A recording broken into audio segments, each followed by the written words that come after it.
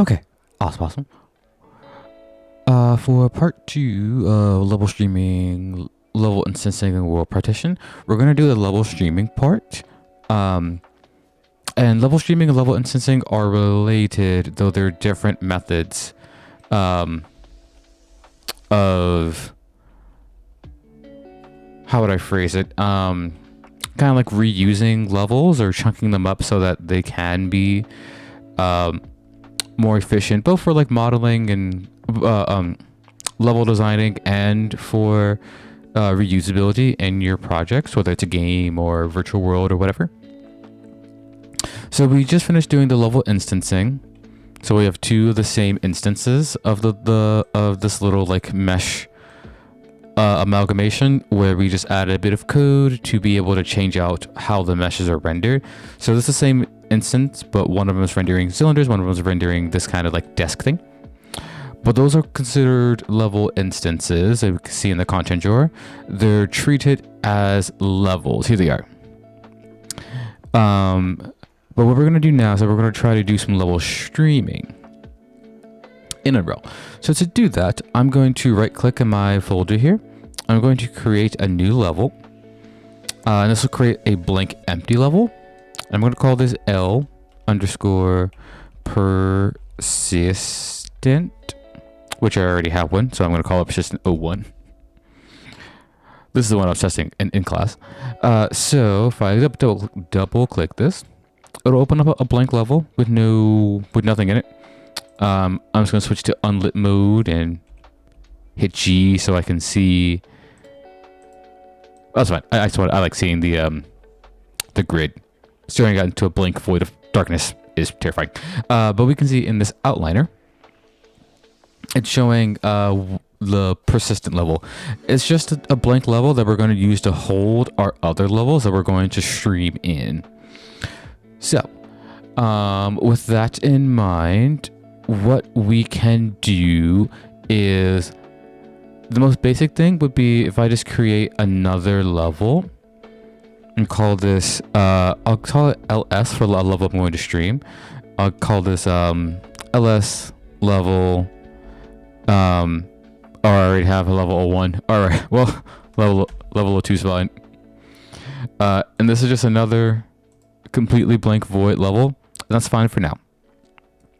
So I'm gonna, you can see like in the outliner, it's telling me what level I'm on. I'm gonna go back to level persistent 1, and what I'm going to do is that I'm going to come up here to window, and I'm going to look for levels, and it's gonna give me a new docked tab where we can see there's a persistent level. And the most basic thing that we can do is just drag in our levels into this window. And now we kind of have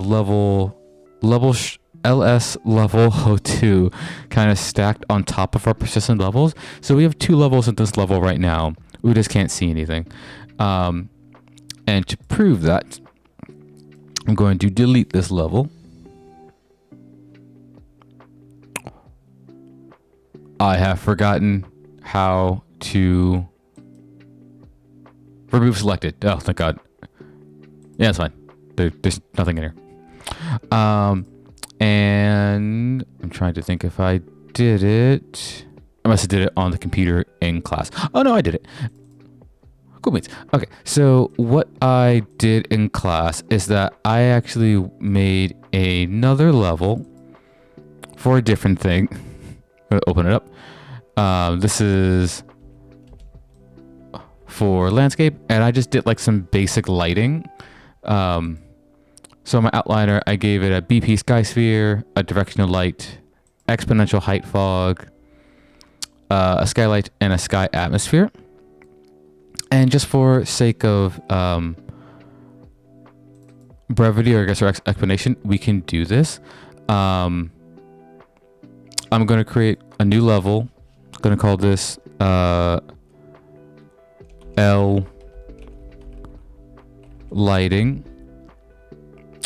Lot of levels in this video. Okay, and it'll come in with like a blank level. And I'm just going to add in the things that I need. So I'm going to come up here to content. I'm going to try to find where I put my BP Sky Spear because I forget. BP Sky Spear. You should be able to search this up if you can't find it. It will either be in your content folder if you're a part of my class and you're like following along, or it'll be in like your engine. But I'll drag in the one in context. I made a copy of it. You kind of want to mess with things from engine, and I'll just drag this in to my world. I'll in my outliner, and I'll reset this to 0, 0, 0. I won't mess with the lighting. That's a lie. I want more cloud, colors not determined by sun, and I should not get bogged down on this. There we go. Just something different. Okay. And then I'll add in the other stuff real quick. So a directional light for sun, a skylight, volume visual effects, sky atmosphere, and where's my exponential fog? FG fog. There we go. And I'll just make the fog a little bit more blended with the horizon. There we go. Nice. So the two things we can do, we can actually just go back into our what am I looking for?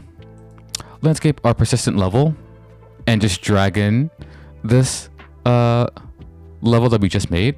I'm going to do that, but I'm going to do two things. Because this is related to level instances, we can actually grab this, right click, and create a level instance from it. And because it treats it like a level, we could use that or this level. Both work. It's just like if you already created some lighting in a different level and you want to keep it in that level but make an instance that you can make across multiple levels, that's one way you can do it. Since I just made it, I'm just gonna drag it in. That's the wrong one. How do I cancel? There we go. This one. That's why naming things is important. I'm sorry. Oh, I'm in the outliner. Ha! There we go. Gotta drag it into levels. I guess that's one of the weird things. If I was working with a level instant, I could have dragged it into the outliner, but because I'm just working with a level, like these are somehow both different and the same thing. It hurts my brain.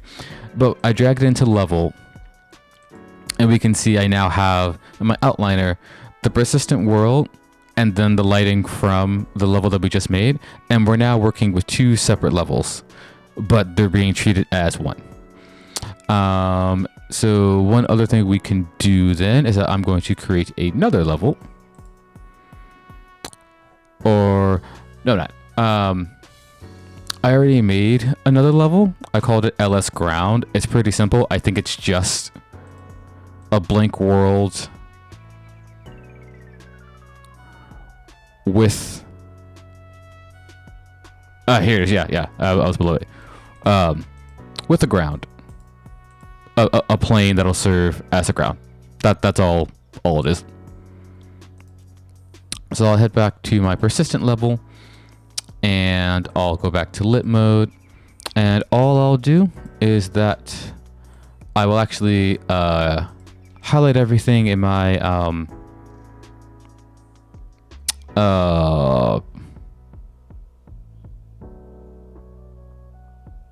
lighting level, and I just want to make a folder and call it lighting, just so it's a bit more organized, so I can tell like what belongs to what level. So lighting, edit, rename, lighting level, because when you're working doing level streaming this way and working across multiple levels, it does get confusing as to what belongs to what. So I'm going to drag in my LS ground. Oh, I gave it water. Oh, oh, that's much better. That's actually, that's lovely. I like that. I like that a lot. Nice little lost at sea level, I guess. But we can see now we have a better folder structure of like a level structure of this is my lighting level. I can right click and I can do the same for my ground level, just so I know what belongs to what. And I'm actually going to lock my lighting level because I don't want to touch it. If you can see it like it unhighlights, so I can't change things, which is good. Because the other thing I'm going to do now is just I'm going to just create a quick level streaming volume so I can load in 2 different levels. So what I'm going to do is, I might already have it. I have a level 1. I'll drag it in. I don't know. Yeah, my level 1 doesn't have anything in it. I'm going to lock my ground because I don't want to do anything in it. And what I'm going to do, so right now I'm in my level 1 because the only thing I have unlocked, so the only thing I can be in. And in my level 1, I'm going to create something, a basic shape. I'll create a cone. I'll put it at world origin. I'll press F to go to it. And I will drag it up. And just drag it forward a bit.